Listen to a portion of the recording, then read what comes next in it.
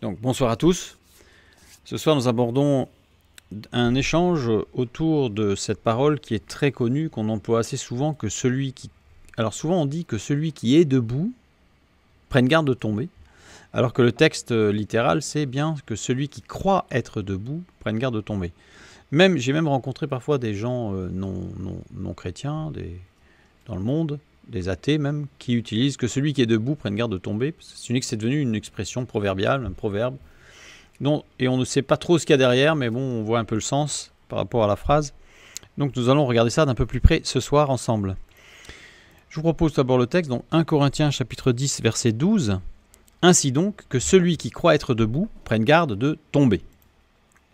La première chose que l'on va regarder, c'est le verbe qui souvent saute dans l'expression qu'on emploie, le verbe croire, que celui qui croit être debout prenne garde de tomber. Donc le verbe croire ici, c'est dokeo en grec, dans le texte original, qui veut dire juger à propos d'eux ou être déterminé à. Donc littéralement, on peut lire cette phrase de deux manières, que celui qui juge être debout prenne garde de tomber, ou que celui qui est déterminé à être debout prenne garde de tomber. Et ça va être important de voir ces deux aspects, puisque si ce choix de verbe grec a été utilisé, et que l'ambiguïté d'ailleurs entre les deux significations n'a pas été levée par une préposition ou une postposition, ça veut dire qu'en fait, ce n'est pas une ambiguïté, c'est qu'on va garder les deux sens tout au long de notre lecture. Il est conjugué au mode participe. Ça veut dire quoi? Ça veut dire que être en train de juger que. C'est pas quelque chose qui a été fait, une décision qui a été prise il y a une dizaine d'années ou qui sera prise plus tard. C'est quelque chose qui est en cours, qui est en train d'être vrai. Donc ça veut dire que là, on pourrait dire, celui qui est en train de penser ou de juger qu'il est debout prenne garde de tomber, et celui qui est en train d'être déterminé, donc c'est-à-dire celui qui est vraiment déterminé à être debout, prenne garde de tomber. Donc on a les deux aspects, celui qui juge être debout, c'est peut-être vrai, ça l'est peut-être pas, et celui qui est déterminé à être debout, prenne garde de tomber. Donc c'est vraiment quelque chose de très fort. Donc ça s'adresse à deux catégories de personnes en réalité. Ceux qui jugent qu'ils sont debout sans que ce soit forcément le cas, et ceux qui ont fermement pris la décision d'être debout. Être debout maintenant, puisque ça va être la deuxième partie de cette expression. Littéralement, hystémie. Hystémie qui veut dire s'arrêter, qui veut dire garder intact, qui veut dire se fixer des règles, se tenir devant d'autres, avec toujours l'idée d'une opposition. Donc ce n'est pas se tenir devant d'autres pour témoigner par exemple, mais plutôt pour justifier un petit peu sa position de foi par rapport à des gens qui seraient opposants. Hystémie veut dire aussi garder sa place, veut dire aussi être mis en sûreté, signifie aussi continuer, donc c'est surprenant, parce que c'est un verbe qui veut dire s'arrêter et qui veut dire aussi se continuer, donc c'est un verbe très particulier. Se tenir prêt, être préparé, être d'un esprit constant, la qualité de celui qui n'hésite pas. Hystémie, c'est un verbe qui désigne une qualité, celui qui n'hésite pas, qui est sûr de lui. La qualité de celui qui n'abandonne pas. Donc on a un verbe qui signifie beaucoup de choses. Je dirais parfois même certaines choses et son contraire, comme s'arrêter et continuer. Et en fait, ce verbe ne peut se comprendre que dans un contexte. C'est-à-dire que si on le prend tout seul, on ne peut pas exactement savoir ce qu'il signifie. Il faut le prendre dans son contexte. C'est ce que nous allons faire, bien sûr. À l'origine, hystémie désigne les fondations d'un immeuble. Donc ça montre quelque chose de très sûr, de très stable et de profond. Donc celui qui pense ou qui croit ou qui juge ou qui est déterminé à être debout, ça désigne quelque chose sur une position ferme, soit de s'arrêter, soit de continuer, etc., etc. Donc quelque chose de profond et de solide. Hystémie, c'est un verbe qui est utilisé 153 fois dans le Nouveau Testament. Sachant que 153, c'est pas rien. C'est un nombre particulier au niveau de sa signification, puisque 153, on peut faire 1 plus 5 plus 3, et ça fait 9. Or 9, c'est la plénitude messianique, la plénitude de l'œuvre messianique réalisée. Trois expressions bibliques importantes et ont une valeur de 153, une valeur numérique de 153 quand on ajoute la valeur de chaque lettre. Il faut savoir que en hébreu, comme en grec d'ailleurs, ancien, il n'y a pas de chiffre, il n'y a pas de nombre, et que chaque lettre est aussi un chiffre ou un nombre. C'est-à-dire que quand on prend un mot, pour nous le A voudrait 1, le B voudrait 2, etc. Et quand on arrive à 9, on passe à 10, et après 10, 20, 30 et en dizaines. Donc si je prends l'expression par exemple Ani Elohim en hébreu, qui se trouve dans l'Ancien Testament, c'est je suis Elohim. Ça fait 153. Quand j'ai béni à Elohim en hébreu, c'est-à-dire les fils de Dieu, ça veut dire c'est 153. Et Pessah, la Pâque, c'est 153. L'œuvre messianique. Une œuvre messianique totalement réalisée, qui est une œuvre de repos. Donc c'est la raison pour laquelle, quand l'apôtre Pierre a vu, après décompte des gros poissons qui ont été pêchés dans la pêche miraculeuse et qu'il y en avait 153, c'est juste après que Pierre peut s'écrier « Tu es le Christ ». Puisqu'en fait, le fait qu'il y ait 153 gros poissons, c'est révélateur de celui qui dit « Je suis Elohim » ou qui interpelle les disciples en disant « les fils de Dieu » ou qui va accomplir la Pâque, Pessah. Donc c'est vraiment, Pierre, là, il voit 153 et dit « ça ne peut être que le Messie et le Christ », c'est pour ça qu'il s'écrit « Tu es le Christ ». Donc, tenir ferme est forcément une œuvre messianique, puisque ce verbe, qui a été traduit par tenir ferme, et dans tous ses sens, hein, donc profondément affermi, est utilisé 153 fois. Donc ça veut dire que ça sous-entend que c'est une œuvre qui ne peut se faire que par le Christ, qu'une œuvre messianique accomplie. Et l'œuvre messianique par excellence, c'est l'œuvre de repos. Venez à moi, vous tous qui êtes fatigués et chargés, et je vous donnerai du repos. Donc l'œuvre messianique accomplie, c'est le repos. Donc en employant cette expression, que celui qui croit, qui est déterminé à être debout, ça emploie, c'est en rapport à l'œuvre messianique qui est une œuvre de repos. On reprend notre texte et cette fois-ci on va le lire en prenant en compte ce qu'on vient de dire. C'est-à-dire que si je le traduisais, plutôt plus exactement si je le translittère, c'est-à-dire que je suis obligé de faire des périphrases pour expliquer un peu le sens de tout ça. Ainsi donc, que celui qui juge ou qui est déterminé à être par et dans le repos de la grâce, d'un esprit constant, sans manifester d'hésitation pour garder sa place en se fixant des règles, pour se tenir prêt et être préparé en se gardant intact, affrontant l'opposition sans hésiter ni abandonner, prenne garde de tomber. Donc c'est quelque chose de très précis, qui englobe en même temps une position assez vaste, mais on voit que c'est très précis par rapport au fait d'être debout. C'est pas être debout psychologiquement, au niveau affectif ou professionnel. Ça va beaucoup plus loin puisque ça englobe tout par le repos de la grâce en Christ. Maintenant, on va regarder l'expression « prenne garde de tomber ». Alors, « prenne garde de tomber », c'est une expression grecque « blepeto mépécé ». Alors, je l'ai mise en entier parce que on va voir qu'il y a deux façons de le lire, ce texte. « Blepeto mépécé », alors le « mé » est lié au deuxième mot, ou alors blepeto mé pc, c'est-à-dire que le mé est lié au premier mot. Et on va voir que ça va changer la lecture. Ça va en changer la lecture, en tout cas le sens profond, à défaut de lecture. Littéralement, si je devais traduire par blepeto mé pc, je traduirais par veille à ne pas tomber. C'est-à-dire que mé, c'est une négation qui est liée au deuxième mot, tomber, donc veiller à ne pas tomber. Alors que la deuxième lecture, prenne garde de tomber. Alors vous allez me dire, ça ne change pas grand-chose. On va regarder plus précisément et on va voir que cette traduction n'est pas suffisante, puisque d'ailleurs elle correspond, prenne garde de tomber, à ce que nous avons dans nos textes bibliques, dans nos Bibles.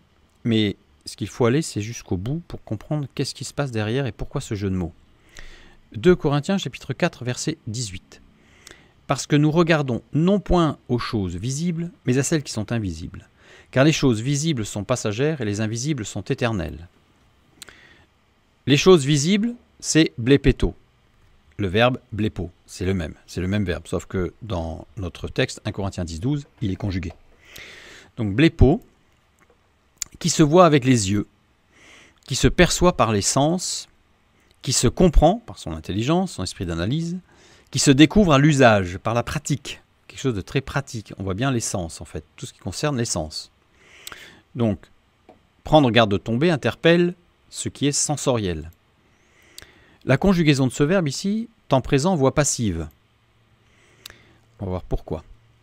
Mais à celles qui sont invisibles. Donc, nous ne regardons point aux choses visibles, blepo, donc aux choses qui nous sont accessibles par les sens, mais à celles qui sont invisibles. Mais blepo. Et justement, nous avons le mais ici. Mais qui est une négation relative. Ce n'est pas une négation absolue. Une négation absolue, ça veut dire absolument pas. Rien. Donc le texte, là, c'est mais, c'est une négation relative qui est différente justement de ou qui est une négation absolue. C'est-à-dire que littéralement, nous regardons non point aux choses visibles, détectables ou analysables ou perceptibles par les sens, mais à celles qui sont pas uniquement visibles. Parce que quand on dit qui sont invisibles, c'est totalement pas visible. Alors que mais est une négation relative. Donc ça veut dire ça n'exclut pas le visible, mais ça inclut une partie invisible. Donc voilà, plus précis. Parce que nous regardons. Regardez, scopéo. Scopéo, regarder, observer, contempler. Diriger son attention sur. Ne pas vagabonder dans ses pensées. Donc là-dessus, pour voir un peu le plus de détails sur ne pas vagabonder dans ses pensées et 2 Corinthiens 4, 18, j'envoie vers notre étude que nous avons déjà faite, comment se débarrasser des pensées qui nous assaillent. Donc ici, nous avons les choses invisibles. Regarder aux choses invisibles n'exclut pas de réfléchir et de regarder ce qui se passe. N'exclut pas de réfléchir et de regarder sur les choses visibles. Mais il faut aller au-delà des choses visibles. Parce que quand on lit ce texte, comme ça, je dirais abrupt, mais à celles qui sont invisibles, nous ne regardons pas aux choses visibles, mais à celles qui sont invisibles, ça donne l'impression qu'il ne faut absolument pas regarder celles qui sont visibles. Or, pas du tout. Pas du tout. Il faut regarder les choses visibles, mais ne pas s'arrêter à ça. Notre vision dépasse ce qui est visible. Nous allons au-delà. C'est-à-dire que nous voyons bien ce qui est visible, nous ne sommes pas inconscients d'une part, et d'autre part, les choses visibles nous enseignent déjà des choses toutes simples, logiques à faire. Et par ailleurs, nous ne regardons pas aux circonstances passées, présentes ou futures, à notre compréhension du plan de Dieu. C'est-à-dire que nous ne regardons pas à ce que nos sens nous disent, parce que par exemple, Jérémie, qui a annoncé que Israël, le peuple, serait envahi par un ennemi qui prendrait toute la terre d'Israël, il l'a annoncé pendant 20 ans avant que cela se produise. Donc pendant 20 ans, ceux qui regardaient qu'aux choses visibles auraient pu dire « Bon, Jérémie, c'est bien, on t'a assez entendu, tu peux rentrer à la maison, il n'y a plus de problème. » Donc, bien faire attention, bien faire le distinguo entre ne regarder qu'aux choses visibles, ne regarder qu'aux choses invisibles. Non, la parole de Dieu nous dit « Nous ne regardons pas qu'aux choses visibles, et nous regardons les choses visibles, et nous allons au-delà, puisque nous voyons aussi ce qui est invisible. » Donc, si je prends maintenant avec toutes ces explications la première lecture possible de notre texte, blepeto mepc, en mettant la négation liée au fait de ne pas tomber. Première lecture, ça me donne « gère avec acuité à peu tomber ». C'est-à-dire, gère, si on le lit comme ça voudrait dire « je gère toute chose avec mes sens, avec mon acuité visuelle, auditive, sensorielle, intellectuelle ». Donc tout ce qui sont mes sens, tout ce qui est ma nature humaine. Donc je gère avec mon acuité à peu tomber. On voit bien qu'il y a un problème dans le sens. En fait, je dois gérer pour tomber que un peu. C'est ce que ça signifie si on prend la première lecture. Voilà. Acuité, les sens, l'intelligence, tout ce qui est humain. Voilà. Sous-entendu, si tu tombes, c'est que tu es nul, c'est qu'on n'a pas été bon. Donc en fait, c'est une lecture qui est extrêmement négative, puisqu'en fait, elle culpabilise, et celui qui tombe, c'est qu'il n'a pas été bon. C'est qu'il n'a pas été assez fort, donc il va falloir travailler sur sa concentration, sur sa méditation, sur un exercice à la prière, etc. Physique, de temps, chronométré, etc. Donc tout ça, c'est une gestion des sens, par les sens, à peu tomber. Évidemment, ça ne colle pas du tout. Donc maintenant, nous allons regarder la deuxième lecture du texte.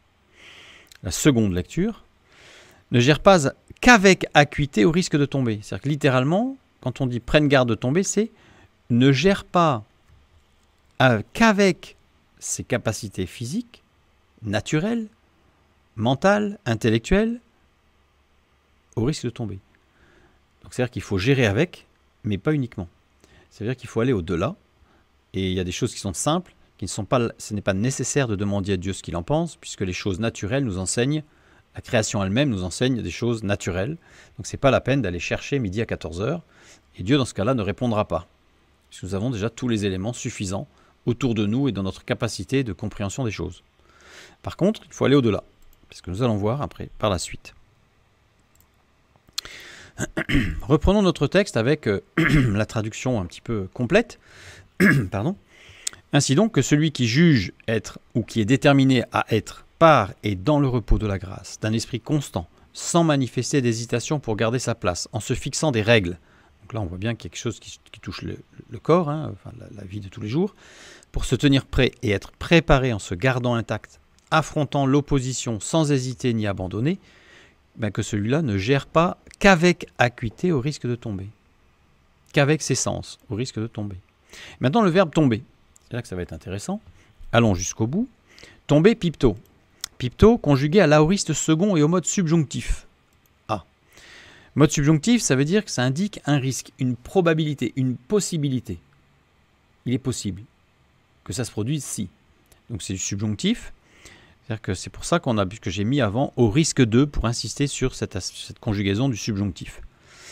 Aoriste second. Les conséquences ne sont pas immédiates, mais certaines dans le futur. C'est-à-dire que la décision que je vais prendre maintenant peut n'avoir à court terme aucune conséquence. Il peut même s'avérer que pour notre entourage et même pour nous-mêmes, ça peut être une bonne décision. Mais attention, parce qu'il y a certaines décisions qui vont avoir un effet à long terme et qui vont cette décision va nous amener à tomber, va nous amener à chuter, va nous amener à nous écarter du plan de Dieu. Donc c'est là qu'il faut faire très attention et c'est là que nos sens ne sont pas suffisants. Ce mot pipto vient de pétomai. Pétomai qui veut dire s'envoler, égal qui veut dire se perdre, être perdu. Quelque chose qui s'envole, comme on dit, j'avais de l'argent, il s'est envolé. Cette expression montre bien qu'il y avait de l'argent et en fait, dans des futilités, dans des choses, il s'est perdu et je ne l'ai plus. Et je n'ai rien en retour, c'est que je l'ai perdu. Donc il s'est envolé.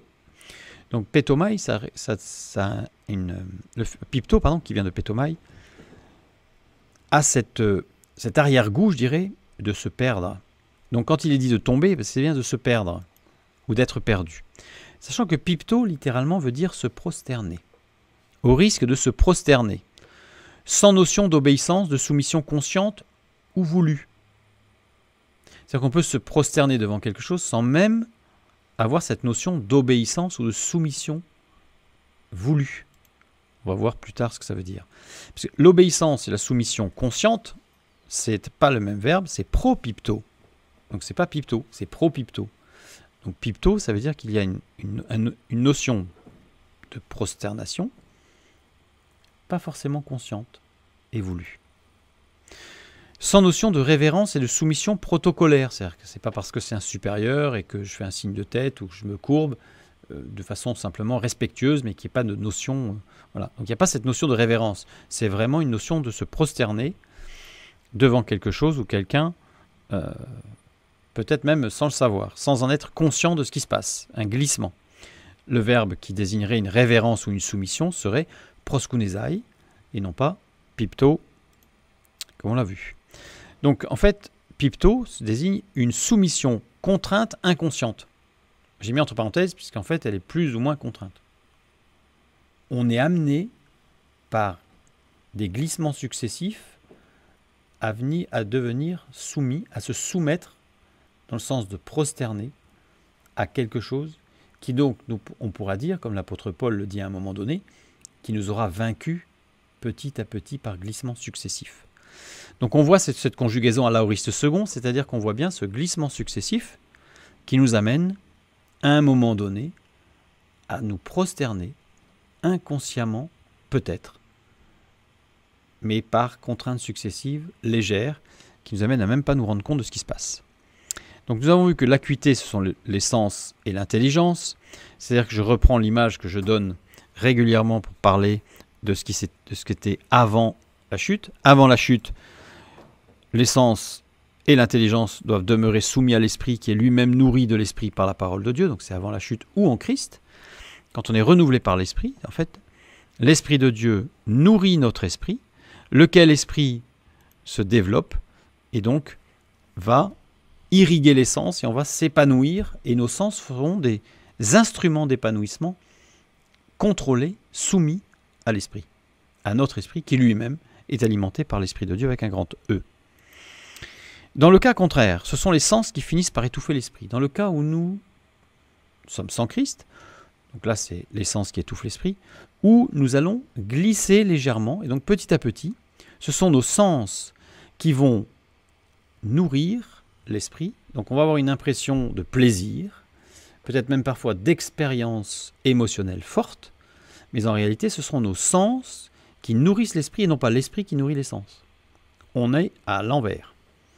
Et donc à ce moment-là, on est soumis à nos sens. Petite anecdote. Passons à une petite anecdote.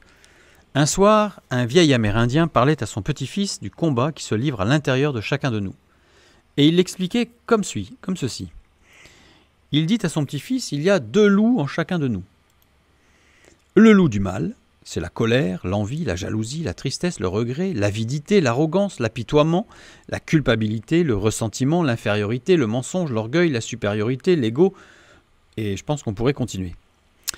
Et il y a le loup du bien, c'est la joie, la paix, l'amour, l'espérance, la sérénité, l'humilité, la bonté, la bienveillance, l'empathie, la générosité, la vérité, la compassion. Et on pourrait continuer. Après y avoir réfléchi pendant un instant, le petit-fils demande donc à son papy, « Grand-père, quel loup gagne ?» Et le papy de répondre, simplement, « Celui que tu nourris. » C'est tout simplement celui que nous nourrit qui gagne.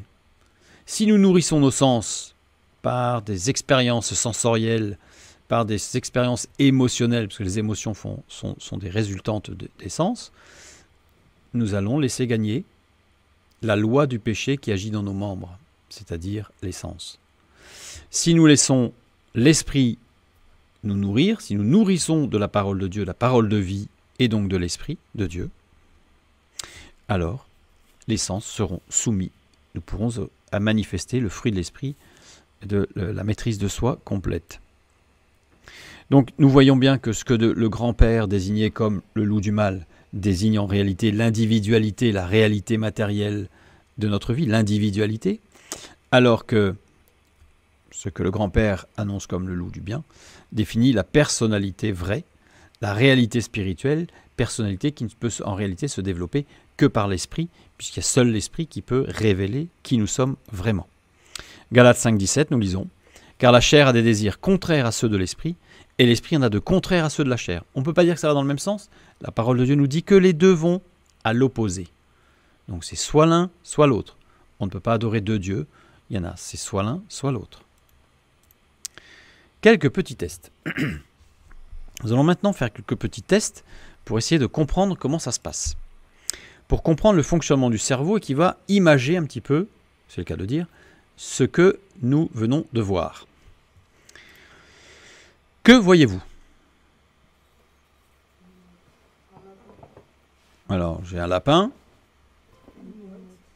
Il y a d'autres qui vont me dire un canard. Alors, c'est intéressant, puisqu'en fait, un lapin ou un canard? Ce qui est intéressant, c'est le « ou ». À la limite, ce n'est pas vraiment le lapin ou le canard, c'est qu'il y a les deux. Mais le « ou », c'est parce que pour insister sur le fait que le cerveau ne peut pas considérer les deux en même temps. Si vous voyez les deux, vous ne pouvez voir que l'un, puis que l'autre. Vous ne pouvez pas voir les deux en même temps. Pourquoi? Parce que notre cerveau, en fait, schématise et met dans des cases. Le cerveau catégorise tout. D'ailleurs, c'est ce qui se révèle dans notre société où tout est catégorisé. Et si vous-même, vous êtes non catégorisable dans votre environnement social, vous allez très mal être accepté, voire pas accepté du tout. Donc le cerveau catégorise tout dans des groupes et des grands groupes. Donc le grand groupe des vivants et le grand groupe des non-vivants. Donc dans le groupe des vivants, nous allons voir les animaux. Pour les animaux, nous allons voir les animaux qui volent. Nous allons voir le groupe des animaux qui nagent, le groupe des animaux qui ne volent pas et qui ne nagent pas. Et tout ça, c'est dans des cases dans le cerveau. Alors on appelle ça les zones V1, V2, V3, V4, V5, qui sont réparties sur l'hémisphère gauche et sur l'hémisphère droit. Donc il y a 2 V1, hein, un V1 sur l'hémisphère droit, un V1 sur l'hémisphère gauche, etc. Et c'est pour ça que quand on voit un lapin, on ne peut pas en même temps voir un canard parce que ce n'est pas dans la même case. Donc le cerveau, il ne peut pas interpeller 2 cases en même temps. C'est pas possible. D'ailleurs, je reviens sur le fait que pour les animaux, il y a des groupes dans notre cerveau aujourd'hui, comme les animaux qui volent. C'est pour ça que la parole de Dieu catégorise les animaux exactement comme notre cerveau les voit. Et non pas suivant une catégorie de l'inné, par exemple. Donc c'est pour ça que la chauve-souris est catégorisée dans la Bible dans, non pas littéralement les oiseaux, mais les animaux volants. En français, on a mis les oiseaux, mais c'est les animaux volants. Donc ceux qui disent la Bible dit des bêtises parce qu'elle classe la chauve-souris parmi les oiseaux, en fait, c'est quelqu'un qui ne considère absolument pas le fonctionnement du cerveau humain. C'est parce que la parole de Dieu est écrite pour l'être humain. Donc la parole de Dieu est parfaitement adaptée à notre fonctionnement et à notre façon de voir les choses. Même si l'homme en a rajouté une couche théorique. Ce n'est pas celle-là que la parole de Dieu utilise, c'est là notre manière, puisque Dieu est notre créateur, donc il sait très bien comment on est fait. La preuve, la parole de Dieu respecte la création. Donc pour les êtres vivants, nous avons aussi les végétaux, avec le groupe des plantes à fleurs et à feuilles, avec le groupe des champignons et des lichens. Tout ça, c'est le grand groupe des vivants. Nous avons le groupe des non-vivants, avec les objets terrestres. Donc là, il peut y avoir les solides, les liquides, les objets célestes, il peut y avoir les solides, les gazeux. Quand je dis gazeux, ça peut être aussi liquide, c'est-à-dire qu'ils se meuvent comme les nuages, par exemple. Donc ça, c'est le grand groupe des non-vivants. Tout ça fait partie du super groupe de la nature, que notre cerveau est conditionné, c'est pas conditionné, mais préparé à repérer, à catégoriser, à voir, en fait, par les sens. Il y a le super groupe des artefacts. Artefacts, c'est tout ce qui est modifié ou fabriqué par l'homme. Donc là, on a encore un super groupe. On a le super groupe des êtres humains, qui est très, très important. De façon instinctive, voilà. Le cerveau catégorise tout de façon instinctive. Et pour finir sur le supergroupe des êtres humains, 50% de notre capacité de catégoriser les choses est pris par le supergroupe des humains. C'est-à-dire qu'en fait, nous sommes vraiment faits pour être sociaux, pour être avec d'autres êtres humains, avec d'autres hommes et d'autres femmes, pour former une grande famille. Et notre cerveau est particulièrement adapté à la reconnaissance de ce groupe. J'en dirai pas plus, parce que c'est vraiment très intéressant, mais ce serait long. Donc, raison pour laquelle la Bible classe justement les animaux par groupe instinctivement classés et ordonnés chez tous les êtres humains dans leur cerveau. Et pour tous les êtres humains de la planète, c'est la même chose, quelle que soit la culture, la date, l'âge, etc., et la condition sociale. C'est une catégorisation systématique du cerveau. Un autre test pour comprendre. Qu'est-ce que vous voyez à l'écran? Je laisse quelques secondes. Pardon?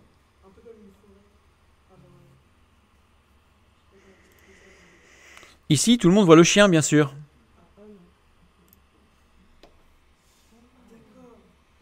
Vous voyez? Maintenant, si je vous remets l'image, là, maintenant, tout le monde voit le chien. OK? Un autre test, vous voyez quoi, là? Ici, tout le monde voit le cowboy. Ici, vous voyez quoi?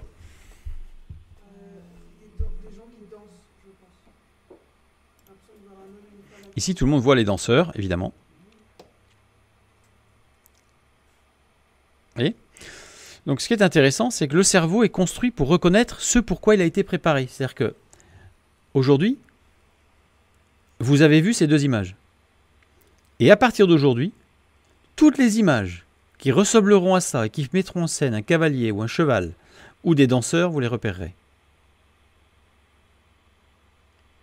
Ceux qui ne les avaient pas repérés, c'est parce qu'avant, vous n'aviez jamais vu une telle image et votre cerveau n'avait pas été préparé. Mais maintenant que vous l'avez vu, vous allez être préparé. Par exemple, ici, vous voyez quoi? Des danseurs aussi, mais qui ne sont pas dans la même position. Parce que le cerveau a été préparé. Alors, il est évident que si c'est qu'une seule fois dans la vie, bon, s'il y a beaucoup de temps qui sépare un autre instant où on voit un peu la même image, ça peut être troublant. Mais plus vous en verrez, plus ça sera préparé et plus vous serez imbattable sur le sujet. C'est pour ça d'ailleurs qu'il y a des tests psychotechniques qui existent pour se préparer, des livres pour se préparer aux tests psychotechniques. Donc ça, c'est pour montrer que plus on vient marquer le cerveau par des expériences et plus on va reconnaître ce qui a déjà été vécu ou ce qui s'apparente à ce qui a déjà été vu. Pourquoi Dieu a-t-il placé l'homme dans le jardin d'Éden? Avant de répondre à la question, je vous laisse répondre vous-même. Pourquoi Dieu a-t-il placé l'homme et la femme, enfin Adam et Ève, dans le jardin d'Éden? Alors on va voir. Alors la réponse la plus classique, c'est pour qu'ils soient bien, pour qu'ils puissent vivre bien et bénéficier de toute la bénédiction de Dieu et vivre heureux. Alors on va regarder. Genèse 2, chapitre 8. Puis l'Éternel Dieu planta un jardin en Éden du côté de l'Orient, et il y mit l'homme qu'il avait formé. Bien. Il y mit l'homme. Le mot « y » ici, il y mit l'homme, c'est Cham. Cham qui veut dire « avec cela ». Donc littéralement c'est « puis l'Éternel Dieu planta un jardin en Éden du côté de l'Orient, et avec cela, il mit l'homme qu'il avait formé ». Donc là il y a un problème, on se rend compte que la phrase ne va pas. Parce que le verbe mettre ici c'est « sim » qui veut dire « façonner, former ». Puis là c'est plus clair. Puis l'Éternel Dieu planta un jardin en Éden, du côté de l'Orient, et avec cela, il façonna l'homme qu'il avait formé. Ah. Donc là, déjà, dans la traduction littérale de ce verset, on voit que le jardin d'Éden avait un but, former, façonner l'homme. Voilà, cela, c'est le jardin d'Éden du côté de l'Orient. Prenons maintenant quelques versets plus loin, verset 15 du même chapitre 2 de la Genèse. L'Éternel Dieu prit l'homme et le plaça dans le jardin d'Éden pour le cultiver et pour le garder. Il prit l'homme, lakar. Lakar, prendre, ça veut dire conduire, prendre par la main. Donc c'est-à-dire que l'Éternel Dieu conduisit par la main l'homme et le plaça dans le jardin d'Éden. Donc déjà, je trouve que c'est beaucoup plus empreint d'une paternité qui manifeste un amour pour son fils, et là en l'occurrence pour sa création, l'homme, puisqu'il le conduit par la main jusque dans le jardin d'Éden. Donc ça montre bien qu'il a bien fait le jardin d'Éden après la création pour quelque chose. La conjugaison est au mode imparfait. Alors là, c'est intéressant. Sur le mode imparfait, ça veut dire que l'action, le processus est inachevé, prolongé et répété. C'est-à-dire que ça, il ne l'a pas fait qu'une seule fois, Dieu. Ça veut dire que Dieu conduisait l'homme par la main dans le jardin d'Éden pour le placer chaque jour à un endroit bien précis dans le jardin. Il ne l'a pas mis là, parachuté. Tiens, voilà, je t'ai fait un super jardin. Vas-y, mange tout ce que tu veux sauf l'arbre, mais du mil qu'il ne faut pas manger. Et là, tu peux bénéficier de tout, c'est formidable. Non. Dieu le conduisait jour après jour. Donc on voit tout l'aspect éducatif et en même temps rempli d'amour d'un père pour ses enfants. Il le plaça dans le jardin d'Éden. Yanar. Yanar, radical ifil. Prendre, rendre tranquille. Conjugué aussi au mode imparfait. Donc c'est-à-dire qu'il tranquillisait. Il tranquillisait l'homme. Et comment est-ce qu'on tranquillise un enfant qui est surpris ou qui a peur ou qui découvre? C'est en lui expliquant les choses. Il faut lui expliquer. Et Dieu, prenait l'homme dans le jardin, l'amenait à certains endroits, et il le tranquillisait, il lui expliquait toutes choses dans le jardin d'Éden. Pour le cultiver, abad. Abad a deux lectures possibles. S'il est conjugué au radical ifil, alors c'est être forcé de travailler. S'il est conjugué au radical kal, alors ça veut dire servir librement. Je pense qu'il n'est pas nécessaire d'insister pour comprendre, à votre avis, quel est le radical utilisé dans ce verset. C'est le kal, bien sûr. Ce n'est pas le radical ifil. Donc l'homme n'était pas forcé de travailler. Il était ici pour servir librement. C'était libre. Et pour le garder. Alors ça, c'est une question qui m'a, quand j'étais adolescent et même quelques années plus tard, qui me perturbait. Je me disais, mais le garder de quoi? Puisque le mal n'existait pas, il n'y avait pas de chute. Donc le garder de quoi et de qui? Il n'y a pas de voleur, il n'y avait pas de défricheur ou de je ne sais pas quoi. Donc le garder de quoi? Donc regardons un petit peu ce verbe. Garder, c'est shamar. Shamar qui veut dire observer, faire attention à. Littéralement. Donc en réalité, avec le jardin, Dieu enseignait à l'homme chaque jour. Tous les soirs, Dieu et l'homme se rencontraient, et Ève, ils se rencontraient. L'homme peut lui dire « Ah ben j'ai vu ceci aujourd'hui », donc là il a manifesté ses sens. J'ai vu ceci, j'ai goûté ça, j'ai touché ça, j'ai expérimenté ceci. Et tous les soirs, Dieu expliquait à l'homme « Eh bien, tu as vu ça, voilà, ça t'a posé question, et bien voilà les explications, ça marche comme ci, comme ci, comme ça. Voilà, tout ça c'est les lois de cause à effet, tout ce qui existe. » Et donc chaque jour, et pour le lendemain, Dieu amenait l'homme par la main vers un autre endroit du jardin pour lui enseigner encore de nouvelles choses. Donc il y avait un processus éducatif et ce jardin en fait avait pour but d'amener l'homme à la maturité, d'amener l'homme à cette stature parfaite, celle que l'apôtre Paul appellera plus tard pour nous dans cette même démarche, la stature parfaite de Christ. Dieu plaça l'homme dans le jardin pour qu'il apprenne tout ce qui lui était nécessaire. Toute une démarche d'apprentissage, je dirais jour après jour. Par l'observation, par les sens d'abord, l'observation des sens. tout simplement. Genèse 3:8. Alors ils entendirent la voix de l'Éternel Dieu qui parcourait le jardin vers le soir, et l'homme et sa femme se cachèrent loin de la face de l'Éternel Dieu, au milieu des arbres du jardin. Tous les soirs, l'homme et la femme étaient enseignés par Dieu au sujet de ce qu'ils avaient observé dans la journée. D'où l'intérêt pour nous, chaque jour, de prendre un rendez-vous avec Dieu devant la parole de Dieu et dans la prière, parce qu'il y a des choses dans la journée qui nous ont peut-être choqués, surprises, que nous ne comprenons pas, peu importe, mais dans tous les cas, tous les jours, tous les soirs, il est bon d'avoir au moins un petit moment de rencontre avec Dieu. Ça n'exclut pas le matin, bien entendu, non plus. Mais ça, c'est important d'avoir cette rencontre quotidienne avec Dieu, comme Adam et Ève l'avaient dans le jardin d'Éden, pour comprendre et apprendre tout ce qui nous était nécessaire pour marcher jour après jour et devenir, arriver à la stature parfaite de Christ pour nous. Tout simplement. Donc voilà, conduit par la main, une action répétée jour après jour. Si on fuit le rendez-vous avec Dieu, il nous manquera certainement des morceaux d'enseignement, des morceaux de compréhension de ce qui se passe dans nos vies. Pourquoi Dieu a-t-il placé l'homme dans le jardin d'Éden? Nous continuons. Nous avons vu Genèse 2, 8 à 10. On continue. Puis l'Éternel Dieu planta un jardin en Éden du côté de l'Orient. Je reprends la traduction que nous avons dans nos Bibles. Et il y mit l'homme qu'il avait formé. L'Éternel Dieu fit pousser du sol des arbres de toute espèce, agréables à voir et bons à manger. Donc là, on a la vue, le goût. Et l'arbre de la vie au milieu du jardin, et l'arbre de la connaissance du bien et du mal. Un fleuve sortait d'Éden pour arroser le jardin, et de là, il se divisait en 4 bras. Un arbre de la vie au milieu du jardin. Alors, ce qui est intéressant, c'est que ici, le mot la vie, c'est Ar-Shaim. Le A, c'est bien là. Et sauf que Haïm, ou Chaim, c'est vie au pluriel.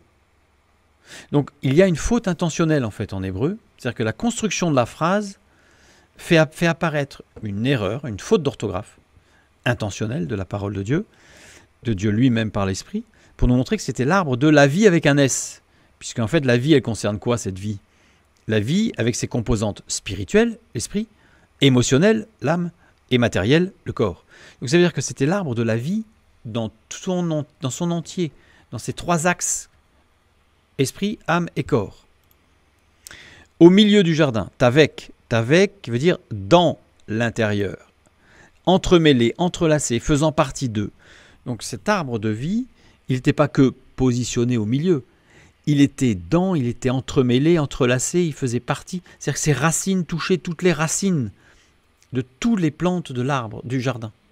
Toutes les plantes du jardin étaient en contact avec les racines de cet arbre.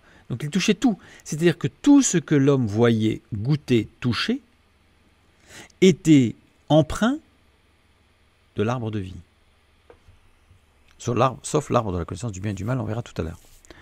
Donc l'arbre de vie avec un S nourrissait tout le jardin. L'arbre de vie, c'est Jésus-Christ. D'autres passages de la parole de Dieu nous montrent que l'arbre de vie, c'est Christ. Voilà. Donc le Fils de Dieu doit nourrir toute ma vie avec un S.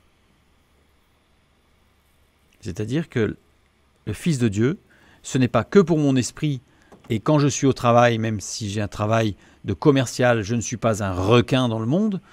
J'ai déjà entendu ça, des témoignages de gens qui me disent « Ah, mais moi je suis Christ dans ma vie spirituelle, mais au boulot, je suis comme tout le monde, c'est-à-dire je suis un requin, et c'est du business, hein, business is business. » Donc il y a comme une dichotomie de vie, là, que celui qui est debout prenne garde de tomber.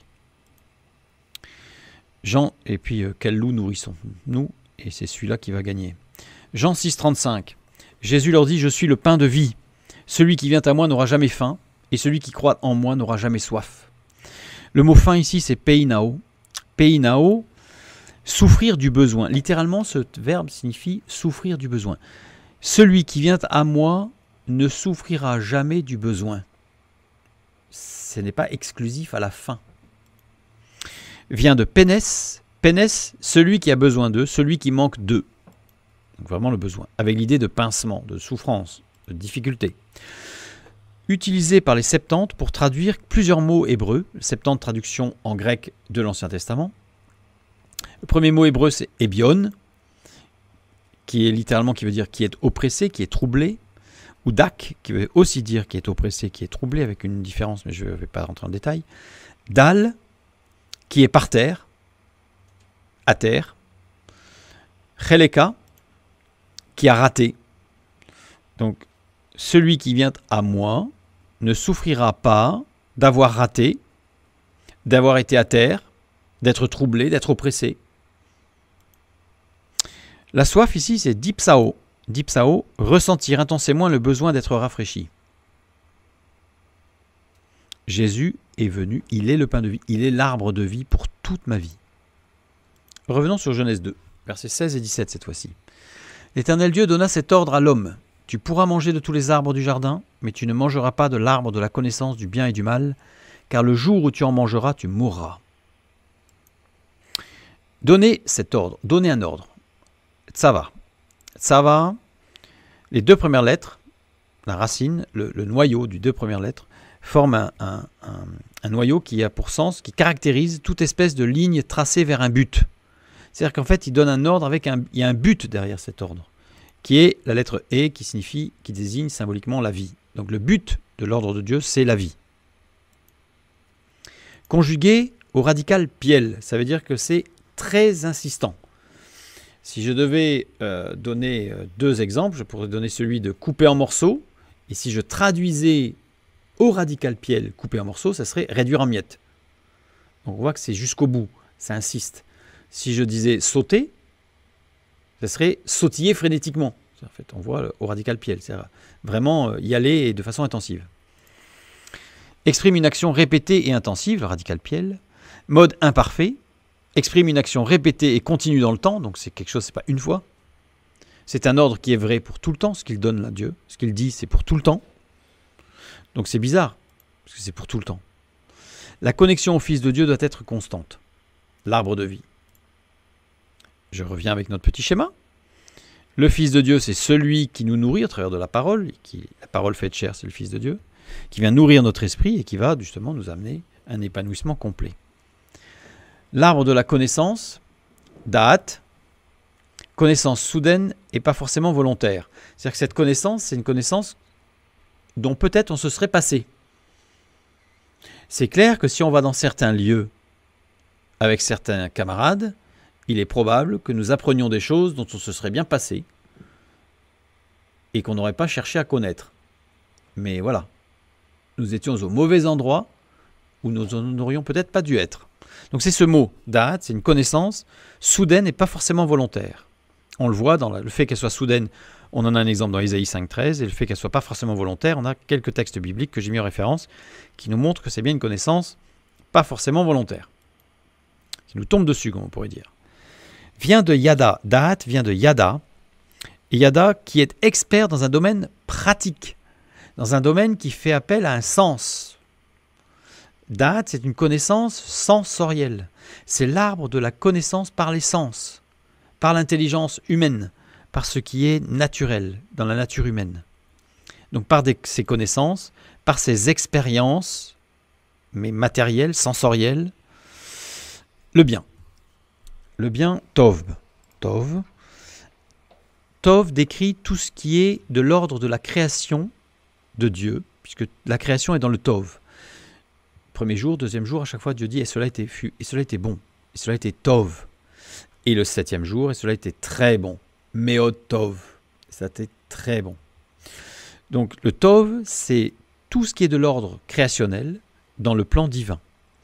Donc là, c'est l'arbre de la connaissance par l'essence du plan de Dieu. Par l'analyse humaine. Et le mot mal, alors là, le mot mal, c'est vraiment important de bien comprendre ce qu'il signifie en hébreu. Et je pense que c'est une grosse erreur d'avoir traduit ça par le mot mal. Vous allez voir pourquoi. Parce que le mot mal, ici, c'est la racine ra.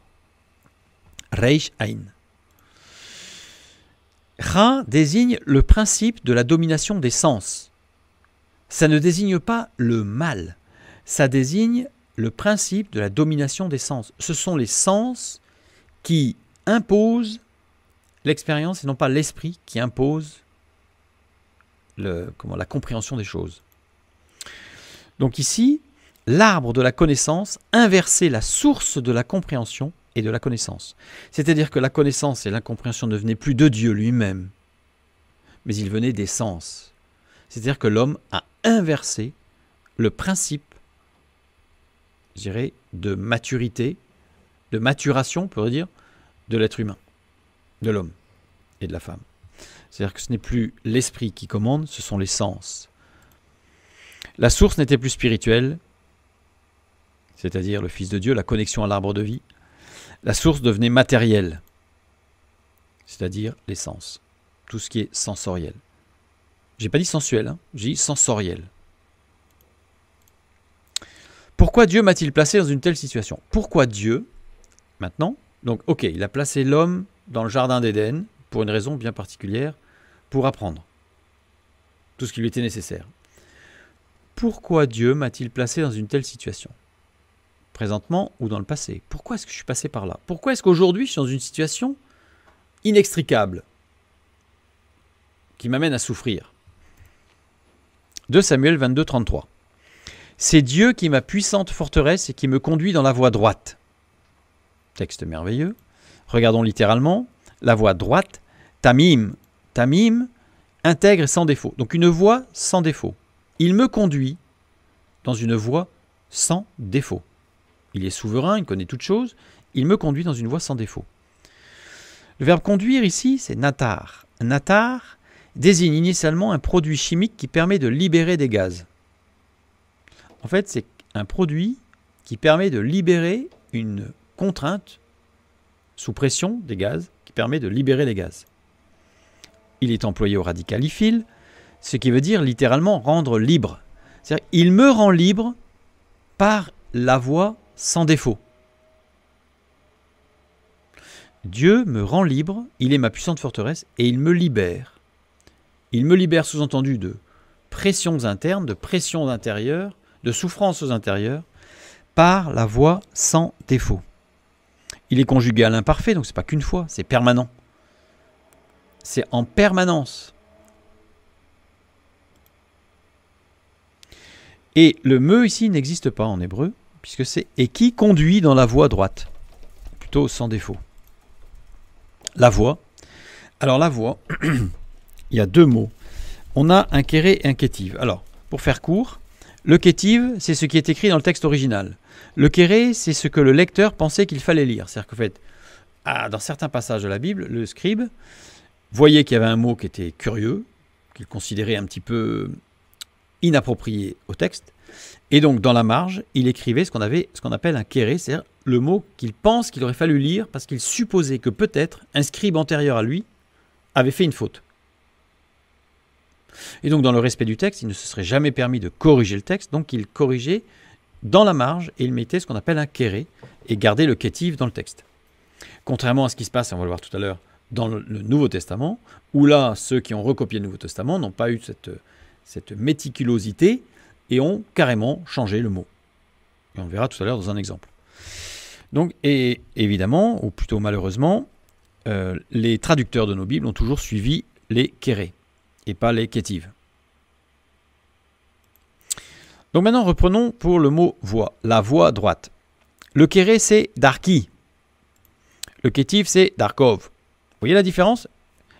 Juste 2 points et un petit trait de lettre, parce que ici, le yod, le haut, c'est la même chose que le haut du vav. Il manque juste un petit trait de lettre pour le continuer. Donc il manque 2 points et un trait de lettre. Ici, littéralement, donc darkov vient du verbe derek, décliné à la première personne du singulier. Je. Darki, c'est le verbe derek, décliné à la 3e personne du singulier. Il. Donc là, ce qu'il faut traduire, c'est ma voix. Dans le cas du kéré, il faut traduire la voix. Petite nuance, avec de grosses implications. Regardons ce que signifie darki. Darki, donc le kéré, dalet avec un dagesh, donc pointé, signifie ça, c'est une racine, un noyau de base, qui désigne une propagation par influence. Les 2 lettres suivantes, le reish et un premier kaf, toutes les idées de relâchement, de mollesse et de dissolution, et les 2 dernières lettres désignent une force assimilante et comprimante. On va voir tout à l'heure. Maintenant, prenons le deuxième cas. Les 2 premières lettres désignent un cycle, une période de vie, kaf, vav, désigne une force qui limite le développement du corps, le ramenant à son essence. C'est désigne quelque chose qui limite le développement du corps et des sens.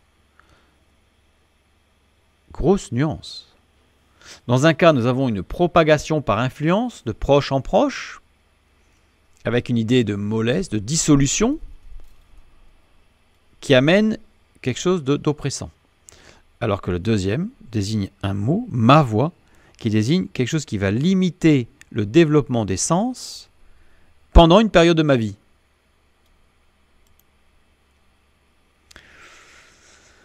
Il n'y a aucune erreur dans la période de vie que je traverse. Il n'y a aucune erreur. Dieu me libère au travers de ma voix sans défaut. Ma voix est sans défaut parce que Dieu m'amène au travers de toutes ces expériences à me libérer. Dieu conduit mes pas sans erreur pour me libérer, sans aucune erreur. Pourquoi Dieu m'a-t-il placé dans une telle situation ? Pour m'apprendre chaque jour, comme Adam dans le jardin. C'est Dieu qui a placé Adam dans le jardin. C'est Dieu qui m'a placé dans telle et telle situation pour m'apprendre à le retrouver, pour avoir la connaissance et la compréhension par son esprit de ce que j'ai vécu et de ce que je vis. L'esprit m'enseigne et me conduit vers la liberté, jour après jour, si je reste à l'écouter. Sinon, l'apprentissage sera un peu plus long. Si je cherche une connaissance et une compréhension par moi-même, j'inverse la logique d'apprentissage comme Adam et Ève, et les sens remplaceront l'esprit. Apocalypse 22, 11. Que celui qui est injuste soit encore injuste, que celui qui est souillé se souille encore, et que le juste pratique encore la justice, et que celui qui est saint se sanctifie encore. Pour ne pas perdre de temps, parce que ça aurait été très long, je vais juste donner une traduction littérale de ce texte. Il n'y a pas que celui qui est en train, mais celui qui est en train de rompre sa communion avec Dieu le fera encore plus. Celui qui est en train de se souillera encore plus. Et celui qui est en train de garder sa communion avec Dieu la gardera encore. Donc on voit quelque chose de très dynamique. Quelque chose de très dynamique. Celui qui est en train de se maintenir consacré pour Dieu se maintiendra encore consacré pour Dieu encore plus. Il y a deux dynamiques. Quel loup est-ce que je nourris? Quelle partie je nourris? Mon esprit ou mes sens? Et ma mémoire garde trace de mon apprentissage, comme tout à l'heure avec le cowboy, avec le cavalier ou avec les danseurs. Et ma mémoire garde trace de ce que j'apprends. Donc si je fais quelque chose qui rompt ma communion avec Dieu, ma mémoire va garder cette dynamique de rompre ma communion avec Dieu. Donc il faut briser cette dynamique. Et le seul moyen de la briser, c'est avec Christ évidemment, puisqu'en venant à Christ et à la croix, eh bien là, il nous rend libres. Il nous rend libres. Seule la grâce de Dieu peut rompre cette dynamique. C'est pas la peine de passer par du sport, c'est pas la peine de passer par de la méditation, c'est pas la peine de passer par quoi que ce soit. Ça ne rompra jamais cette dynamique. Par contre, en venant à Christ, immédiatement, cette dynamique s'inverse. Et je passe de la première partie du verset à la deuxième partie du verset. Et l'apprentissage avec Dieu me permet de comprendre d'autres situations similaires. C'est-à-dire qu'à partir du moment où j'ai expérimenté quelque chose, eh bien je vais comprendre d'autres pièges, je vais les voir, je ne vais pas tomber dedans, je vais les éviter. Ici, comme on a vu tout à l'heure, le danseur, enfin le couple de danseurs.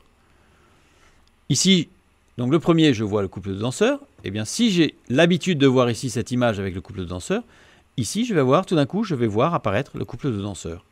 Si ici, j'ai l'habitude de voir ici ce cavalier avec le cowboy, avec son chapeau dessus, là, eh bien, dessous, qu'est-ce que je vais voir? Ici, je vois quoi? Un cavalier. Tout de suite, je vais voir un cavalier avec son cheval. Si ici, je vois, maintenant je sais, il y a un dalmatien ici. Donc ça veut dire que dans l'image qui suit dessous, qu'est-ce que je vois? Un dalmatien. Votre cerveau a été préparé à voir un dalmatien, maintenant vous le voyez le dalmatien.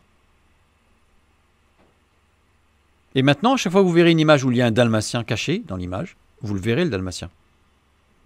Parce que votre cerveau a été préparé. Et donc quand on fait une expérience avec Dieu, Dieu nous fait passer par des expériences qui vont nous permettre de voir au-delà du visible.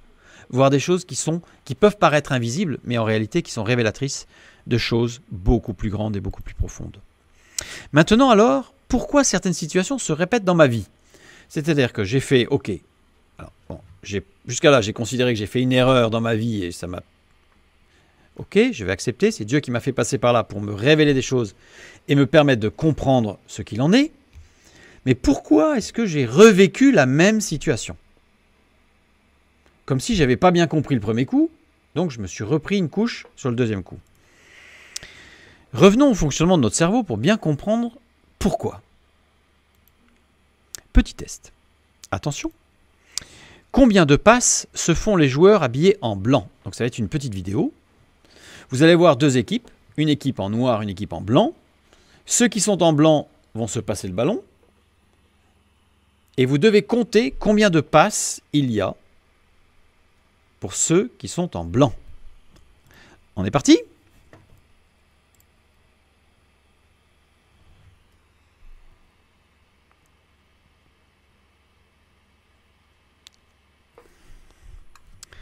Alors, combien de passes? Combien? 13. Bon, il y en avait 16. Avez-vous remarqué le gorille? Pour ceux qui ne l'auraient pas remarqué, nous allons repasser la vidéo, mais regardez bien le gorille. Pour rassurer ceux qui n'avaient pas vu le gorille, 50% de ceux qui n'ont jamais vu ce type de vidéo voient le gorille. À partir du moment où vous avez déjà vu une fois ce type de vidéo, vous voyez systématiquement le gorille. Et maintenant que vous l'avez vu, toutes les vidéos qui vont se présenter où il y aura comme ça un gorille qui va passer dedans, vous verrez le gorille. Parce que votre cerveau aura été préparé à le voir. On va faire un deuxième test. Autre petit test.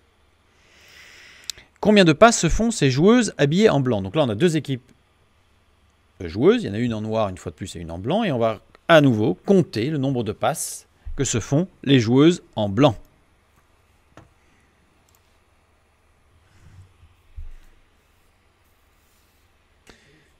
Alors là, évidemment, avez-vous remarqué le gorille? Là, tout le monde l'a vu. Tout le monde a vu le gorille. Mais avez-vous remarqué le changement de couleur du rideau du fond de la pièce? Et non. Et non. C'est-à-dire que vous avez fait deux fois, la deuxième fois vous avez fait ce qui vous semble être exactement la même expérience, mais en réalité ce n'était pas la même expérience. Puisque regardez bien, regardez le rideau ici, je remets la vidéo au début. Le rideau était rouge. Et à un moment donné, pas à n'importe quel moment d'ailleurs, au moment où le gorille arrive, que vous avez tous vu arriver, donc forcément, vous avez été attiré par le gorille, vous l'avez vu tout de suite, le rideau va passer orange. Hop. Et maintenant, vous avez vu et le gorille et le rideau orange. Donc vous avez cru faire exactement la même expérience, mais vous n'avez pas fait la même expérience. Vous avez appris quelque chose de plus que la première fois. Donc nos expériences dans nos vies, c'est la même chose. On a l'impression de faire exactement la même expérience en se disant j'ai été encore super nul parce que j'ai fait le même truc. On n'a pas fait du tout le même truc. Justement, comme on est passé par le premier épisode, on a appris suffisamment pour pouvoir apprendre avec le deuxième épisode. Il semble que ce soit la même expérience, mais en fait il y a autre chose à voir, autre chose à apprendre. Hébreux chapitre 11 verset 27. C'est par la foi qu'il quitta l'Égypte sans être effrayé de la colère du roi, car il se montra ferme comme voyant celui qui est invisible. Il y a deux façons de voir l'invisible. Voir ce qui n'existe pas. Ça, il y a des gens qui voient ce qui n'existe pas. Donc c'est une manière de voir l'invisible, hein, mais en fait, ils voient des tas de choses qui n'existent pas. Par exemple, ici, vous voyez quoi? Pardon? Ouais, 4 Pac-Man, ouais, d'accord. 4, 3/4 de cercle. Et maintenant, vous voyez quoi? Vous voyez quoi? Un carré. Mais il n'y a pas de carré. Il y a toujours 4, 3/4 de cercle. Mais vous voyez un carré qui n'existe pas. Mais vous voyez bien le carré, mais il n'existe pas. On a d'autres exemples. Ici, vous voyez quoi? Une spirale. une spirale, mais en fait, votre cerveau vous trompe. Puisque regardez bien, et en réalité, il n'y a pas de spirale. Il n'y a que des cercles concentriques. Regardez bien le trait rouge. Et puis l'autre trait rouge. Vous le suivez? Et puis le troisième trait rouge, et j'aurais pu les faire tous. Il n'y a que des cercles concentriques. Votre cerveau voit des spirales, il n'y en a pas. Donc vous voyez quelque chose qui n'existe pas. Nos sens nous trompent. On entend ce qui n'existe pas. Alors, là, je vais mettre 2 exemples vidéo. Désolé pour le son. Enfin, pour le son, voilà. Donc, attention. Alors, est-ce que le son va passer? Ça, c'est une bonne question. Nous allons essayer. Je vais essayer comme ça.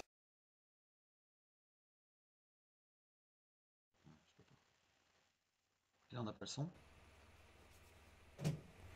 Alors, je vais refaire passer, parce que là, j'ai coupé le son.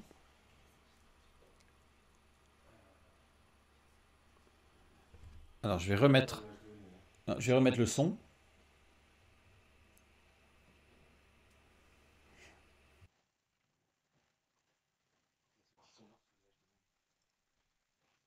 Police. Alors, je vais refaire passer.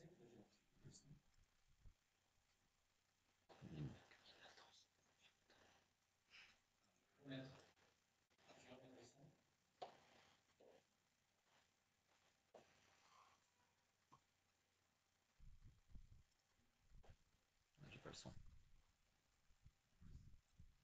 Non, j'ai pas le son. Je n'arrive pas à avoir le son, bon, c'est pas grave. Voilà. En tout cas, Police, la musique Message in the Bottle de Police, bon là, voilà. En fait, ceux qui l'écoutent, vous l'écoutez, et si vous allez entendre mon Opinel a du mal à couper, et à partir du moment où vous l'écoutez, votre cerveau a lu et entend mon Opinel a du mal à couper, et vous allez voir, c'est assez flagrant. Et à chaque fois que vous entendrez ce morceau, vous ne pourrez plus vous empêcher que d'entendre Police dire mon Opinel a du mal à couper. Alors je vais prendre un autre exemple. C'est dommage qu'il n'y ait pas le son parce que c'est vraiment percutant. Ici c'est Scorpion dans Still Loving You. On entend ce soir j'ai les pieds qui puent. Bon là j'ai pas le son donc c'est dommage. Ça fonctionne pas. C'est pas. Bon, tant pis. Tant pis. Tant pis, tant pis. Donc ça, c'est ce qu'on appelle les illusions auditives. Donc on a la même chose. J'ai fait des exemples avec la vue, il y a des existent avec l'auditif, il peut exister le goût, etc. Si nous nous appuyons sur nos sens, c'est-à-dire que si on est dans une situation où nos sens viennent étouffer l'esprit, c'est-à-dire qu'en fait, on ne s'appuie que sur nos sens, hein, on n'est pas dans la vie de l'esprit, nous allons être trompés. Voir ce qui existe, mais qui échappe au sens. C'est ça l'autre façon de voir l'invisible. Voir l'invisible, c'est voir voir le visible, mais voir au-delà. Qui échappe totalement ou partiellement. 2 Rois, chapitre 6, versets 15 à 17, nous avons un exemple de ce qui échappe totalement à Géasi. Le serviteur de l'homme de Dieu, donc Élisée, le serviteur c'est Géasi, se leva de bon matin et sortit, et voici une troupe entourait la ville avec des chevaux et des chars. Et le serviteur dit à l'homme de Dieu, « Ah, mon Seigneur, comment ferons-nous » Il répondit, « Ne crains point, car ceux qui sont avec nous sont en plus grand nombre que ceux qui sont avec eux. » Élisée pria et dit, « Éternel, ouvre ses yeux pour qu'il voie. » Et l'Éternel ouvrit les yeux du serviteur qui vit la montagne pleine de chevaux et de chars de feu autour d'Élisée. Géasi, il avait qu'une vision sensorielle, panique totale, parce qu'il ne voyait pas du tout. Il ne voyait pas du tout ce qui était dans l'invisible. On a maintenant une vision partielle, un exemple dans la parole, Actes 9, 4 à 7. Il tomba par terre, c'est l'apôtre Paul, sur le chemin de Damas, et il entendit une voix qui lui disait « Saul, Saul, pourquoi me persécutes-tu » Il répondit « Qui es-tu, Seigneur » Et le Seigneur dit « Je suis Jésus que tu persécutes. Il te serait dur de regimber contre les aiguillons. » Tremblant et saisi d'effroi, il dit « Seigneur, que veux-tu que je fasse » Et le Seigneur lui dit « Lève-toi, prends dans la ville, et on te dira ce que tu dois faire. » Entre dans la ville, on te dira ce que tu dois faire. Les hommes qui l'accompagnaient en demeurèrent stupéfaits. Ils entendaient bien la voix, mais ils ne voyaient personne. Donc là, ils ont une boue, ils ont un morceau, là. Ils ont une perception partielle de ce qui se passe. Et acte 22, 7 à 9, la même expérience, Paul qui parle et qui dit « Je tombais par terre et j'entendis une voix qui me disait « Saul, Saul, pourquoi me persécutes-tu » Je répondis « Qui es-tu, Seigneur ?» Et il me dit « Je suis Jésus de Nazareth que tu persécutes. » Ceux qui étaient avec moi virent bien la lumière, mais ils n'entendirent pas la voix de celui qui parlait. Donc ici, nous avons Saul de Tarse a vu Jésus et entendu ses paroles. Alors, j'ai pas fait l'étude complète parce qu'on voit que les termes entre voir, entendre, il y a des mots que c'est entendre une voix, entendre un bruit. Hein, et les hommes qui accompagnaient Saul de Tarse virent une lumière et entendirent un bruit. C'est-à-dire qu'ils ont vu qu'il y avait une lumière, ils ont entendu un bruit, mais ils n'ont pas vu une personne, contrairement à Paul, enfin Saul qui est devenu Paul, et ils n'ont pas entendu la voix, les mots. Ils ont entendu juste un bruit. Comme, comme dans Jean 12, 28 et 29, quand il est dit « Père, glorifie ton nom, et une voix vint du ciel, je l'ai glorifié, et je le glorifierai encore. » La foule qui était là et qui avait entendu se disait que c'était un tonnerre. D'autres disaient un ange lui a parlé. Dans tous les cas, ils avaient tort. Ils s'appuyaient sur leur sens pour essayer de comprendre ce qui s'était passé, et ils avaient faux. C'était ni un ange, ni du tonnerre. C'était Dieu. En fait, ils étaient à côté. Nos sens nous trompent dès qu'il s'agit des choses spirituelles. Et si nous nous appuyons sur les sens, alors l'interprétation sera forcément fausse. Galates chapitre 5. Et là, on a un autre passage très intéressant à ce sujet. Marc 9, 2 à 6. La transfiguration. 6 jours après, Jésus prit avec lui Pierre, Jacques et Jean, et il les conduisit seuls à l'écart sur une haute montagne. Il fut transfiguré devant eux, ses vêtements devinrent resplendissants, et d'une telle blancheur qu'il n'est pas de foulon sur la terre qui puisse blanchir ainsi. Élie et Moïse leur apparurent, s'entretenant avec Jésus. Pierre, prenant la parole, dit à Jésus, « Rabbi, il est bon que nous soyons ici. Dressons 3 tentes, une pour toi, une pour Moïse et une pour Élie. » Car il ne savait que dire, l'effroi les ayant saisis. Il ne savait que dire. Là, cette fois-ci, c'est pas comme tout à l'heure. C'est pas mais, une négation relative. Comme s'il disait, il savait pas vraiment que dire. Non, non, c'est ou une négation totale. Négation absolue. Il ne savait absolument pas que dire. Il n'y avait aucune explication. Il ne savait, c'est eido. Eido, perception, connaissance par les sens. Il ne percevait par les sens, c'est par les sens. Les sens, ils étaient perdus parce qu'ils percevaient que par les sens. Dire, alors c'est là que c'est intéressant, on a apokrinomai dans les textes anciens, dans les manuscrits anciens, on a le verbe apokrinomai, et dans les textes récents, dans les manuscrits récents en grec, puisque les copistes, ont cherché, on se sont dit là il y a un problème, donc ce mot-là il n'est pas bon, donc on le remplace par un autre. Ils n'ont pas du tout respecté le texte comme les scribes de l'Ancien Testament le faisaient avec un kéré et un kétiv. Là ils l'ont remplacé, puisque dans les manuscrits récents on a l'aléo et non pas apokrinomai. Or l'aléo signifie émettre des sons avec la bouche. En général c'est parler, mais ça peut être bégayer, ça peut être faire des bruits. Alors que apokrinomai, c'est donner une réponse à un problème. Dans les textes anciens, c'est car leur sens ne leur permettait de donner absolument aucune réponse au problème qu'ils avaient devant eux. Il y avait ce qu'on appelle une dissonance cognitive. C'est-à-dire qu'il y a un problème et ils n'avaient aucune solution pour répondre au problème. Donc ils ont commencé à dire n'importe quoi. Ils ont dit ce que leur sens, ce que leur intelligence leur amenait à dire. C'est-à-dire quelque chose de faux, d'après Galates 5, 17, car la chair a des désirs contraires à ceux de l'esprit, c'est-à-dire tout ce qui est des sens en a de contraires à ceux de l'esprit, et l'esprit en a de contraires à ceux de la chair. Ils sont opposés entre eux afin que vous ne fassiez point ce que vous voudriez. Avec une solution forcément fausse.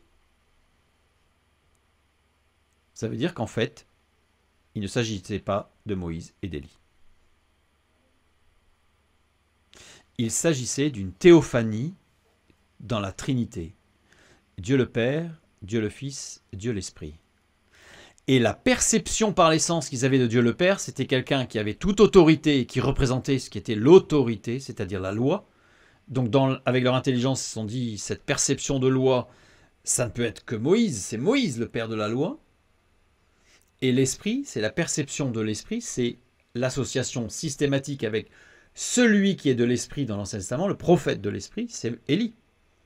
Donc l'interprétation qu'ils ont eue par leur sens les a amenés à dire « c'était Moïse et Élie », mais en fait ils racontaient n'importe quoi. Ils ne savaient ce qu'ils disaient, c'est ça. Leur sens ne leur apportait aucune solution à ce problème.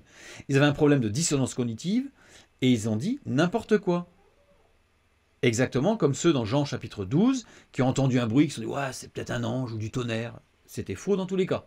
C'est-à-dire qu'à partir du moment où on se base sur nos sens pour interpréter une expérience spirituelle, forcément l'interprétation sera fausse. 1 Corinthiens 10-12, reprenons notre texte. Ainsi donc, que celui qui juge ou qui est déterminé à être par et dans le repos de la grâce, d'un esprit constant, sans manifester d'hésitation pour garder sa place en se fixant des règles, pour se tenir prêt et être préparé en se gardant intact, affrontant l'opposition sans hésiter ni abandonner, mais que celui-ci ne gère pas qu'avec acuité les sens et sa logique cérébrale, au risque de se perdre et de se retrouver soumis à la chair. Littéralement, voilà ce que signifie ce texte. Soumis à la chair, au sens. Nos sens sont trompeurs. Ils ne sont pas fiables. Comment juger de ce qui est droit? Par nos sens. À votre avis, quelles sont les lignes droites ici? Lesquelles parmi toutes ces lignes sont droites? Eh bien, si j'efface l'ensemble et que je garde que les lignes, eh bien, elles sont toutes droites. Comment juger de ce qui est droit? Par nos sens, par notre logique. Comment juger de ce qui est équitable? Lequel rond orange est plus grand ou plus petit? Lequel? Eh bien, si on regarde bien, ça c'est pas fait, ils sont de la même taille. Comment juger de ce qui est plus clair ou plus sombre? Le A et le B. Lequel est plus clair? Le A ou le B?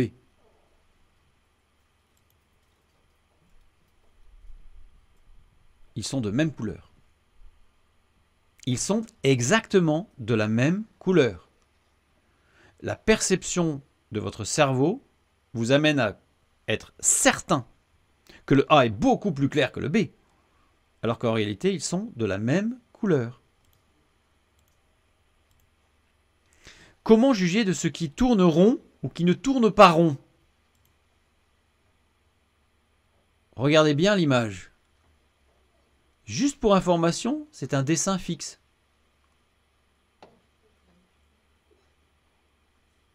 Comment, par vos sens, vous êtes capable de voir lequel est rond, lequel tourne rond, pas rond, lequel ne tourne pas? Comment juger du sens dans lequel il faut prendre les choses? Là, vous voyez quoi?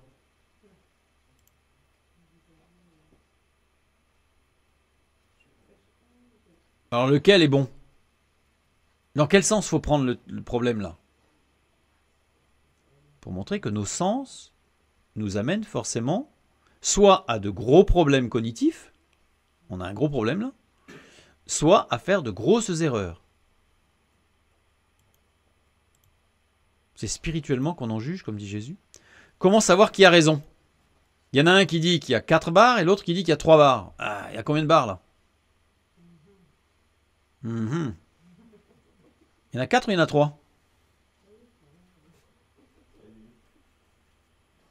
Pas évident, hein? Prenons un exemple. 1 Roi, chapitre 3, versets 25 à 27, pour voir comment est-ce qu'on gère les choses pour ne pas être trompé par ses sens. Salomon. Et le roi dit, vous savez l'histoire des 2 femmes qui ont un enfant qu'elles se partagent, puisqu'un des 2 est mort, chacune a eu un enfant, un des enfants est mort, et les 2 disent, c'est mon enfant qui est vivant, et donc je veux récupérer l'enfant vivant. Il est dit. Et le roi dit, coupez en 2 l'enfant qui vit, et donnez-en la moitié à l'une et la moitié à l'autre. Alors la femme dont le fils était vivant sentit ses entrailles s'émouvoir pour son fils, et elle dit au roi, ah mon seigneur, donnez-lui l'enfant qui vit, et ne le faites pas mourir. Mais l'autre dit, il ne sera ni à moi ni à toi, coupez-le.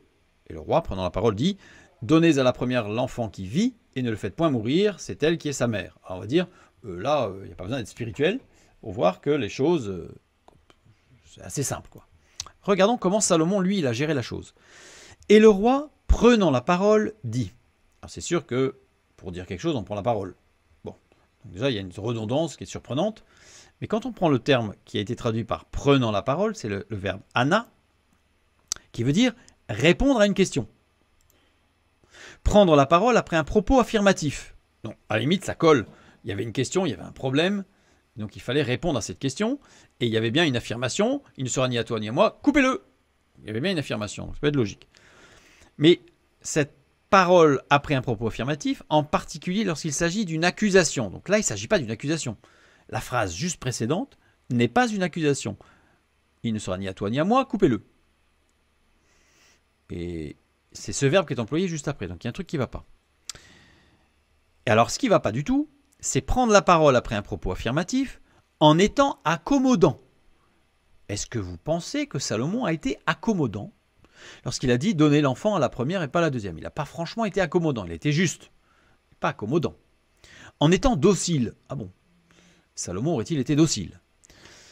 Anna, ça veut dire parler en fonction des circonstances, adapter son discours. Alors, est-ce que Salomon... Alors oui, on peut dire qu'il a adapté son discours par rapport à la situation, mais on sent bien le sens de adapter son discours, c'est en fait un peu caméléon, quoi. C'est-à-dire qu'en fait, il s'est soumis à quelque chose, au propos. Répondre en participant. Littéralement, Anna, c'est prendre la parole ou répondre en baissant les yeux. Est-ce que vous pensez vraiment que Salomon, devant ces deux femmes, a commencé à se tourner les pouces, à regarder par terre et à parler dans sa barbe en disant « En fait, on va couper l'enfant en deux et puis Qu'est-ce qu'il dit? Non, pas du tout. On sent plutôt quelqu'un qui est ferme, et d'ailleurs, c'est ce qui est ressenti par sa sagesse. C'est-à-dire qu'en fait, il n'est pas dans l'hésitation. Il n'est pas dans l'hésitation du tout. Donc, il ne va pas baisser les yeux. Verbe utilisé pour désigner le message de Dieu transmis. Ah, dans plusieurs passages bibliques, dans beaucoup de passages bibliques, c'est ce verbe qui est utilisé quand un homme de Dieu parle, ou une femme de Dieu, parle de la part de Dieu.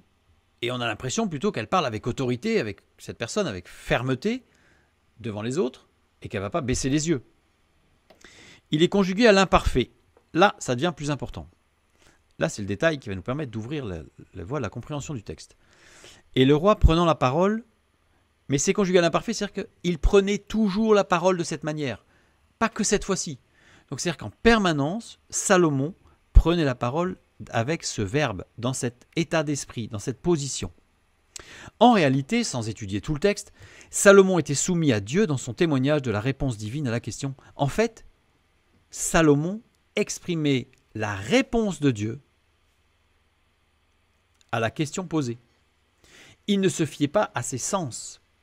Il donnait une réponse dans une totale soumission à l'esprit de Dieu. C'est pour ça que Salomon exprimait une telle sagesse.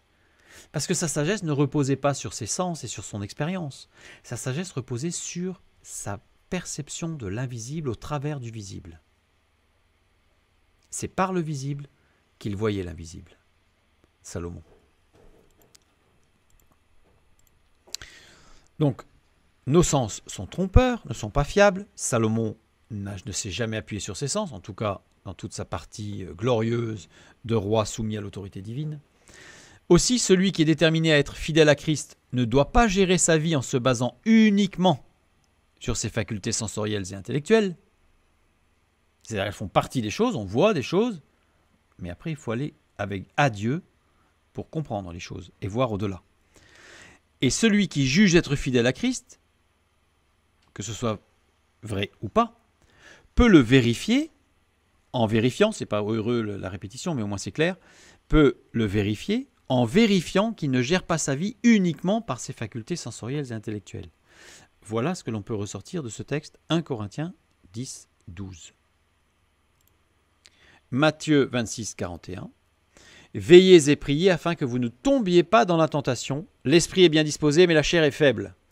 Quand on dit la chair est faible, littéralement ce terme est faible, je ne vais pas étudier tout le texte, mais c'est asthénès. Asthénès en grec qui veut dire affaiblir, rendre infirme. Priez, veillez et priez afin que vous ne tombiez pas dans la tentation. L'esprit est bien disposé, mais la chair affaiblit et rend infirme. Rend infirme dans sa capacité de répondre à nos problèmes, à nos questionnements. Quand on commence à analyser toute chose par sa propre capacité cérébrale, intellectuelle, par ses sens, nous aboutissons inéluctablement dans le mur. Que Dieu vous bénisse et à bientôt.